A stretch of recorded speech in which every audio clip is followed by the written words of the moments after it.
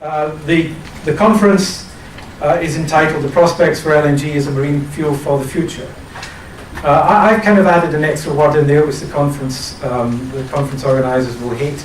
I've kind of put a bit of a challenge in there and said the prospects for LNG as a global maritime fuel for the future, because I think that adds a little bit to the discussion.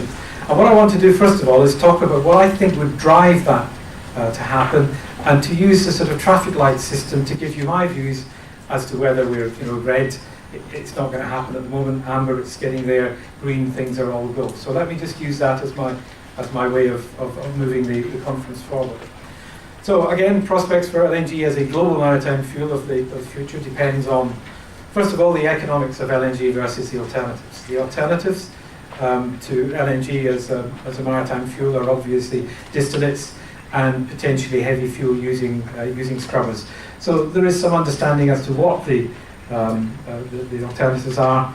And last year we did hear some quite interesting economic arguments as to why LNG was the best.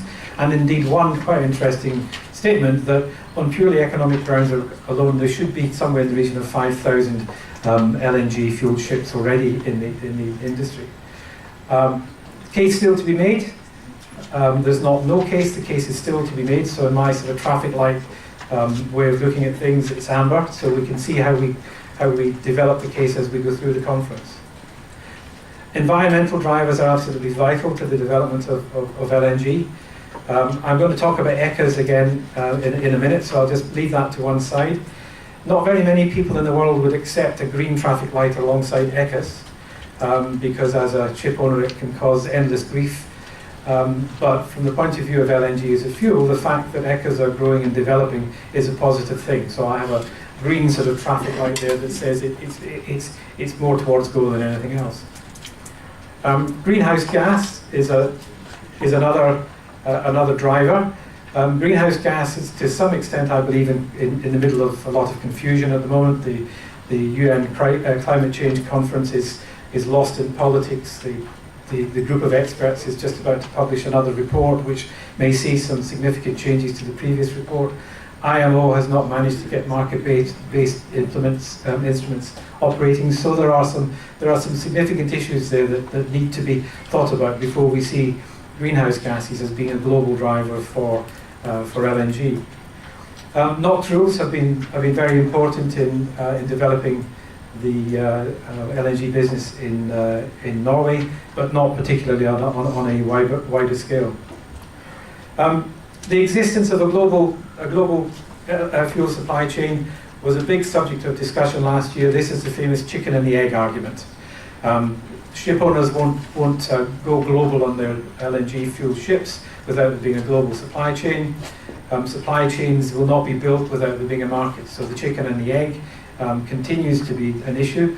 While it's being solved locally, it's not being solved. Globally. It's exactly the same as you had when you moved from sail to steam, from steam to oil, so coal to oil. You need to build the global infrastructure in place, otherwise people won't actually make use of the commodity. Technology and regulation. Our first session covers technology and regulation. There is already a lot of regulation underway. The technology is fundamentally there. Gas-fueled ships, storage of gas aboard ships, the infrastructure for bunkering ships, again, is all in place at present. And the availability of capital for new ships and conversions is an issue. There is a limited availability of capital to ship owners at the moment. Less bank-based capital and more equity.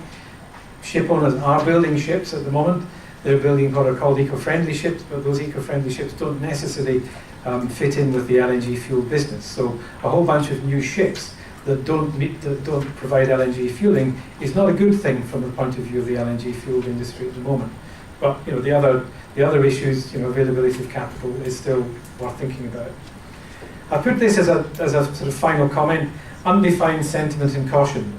Ship owners are a cautious bunch, and I do feel that there are some cautious views out there that will stop ship owners going to LNG fueling until a lot of other things have come into place.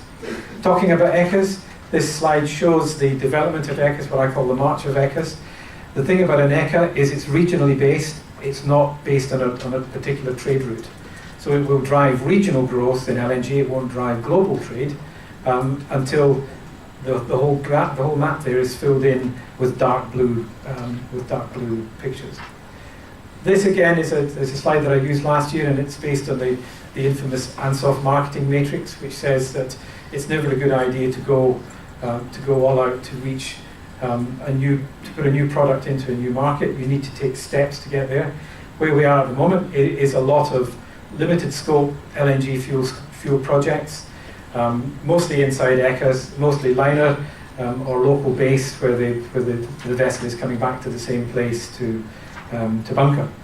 To actually progress, we need to either follow one or both of the alternative routes. One is to fill an entire SECA with the ability to operate LNG ships, in which case you've got a lot of infrastructure.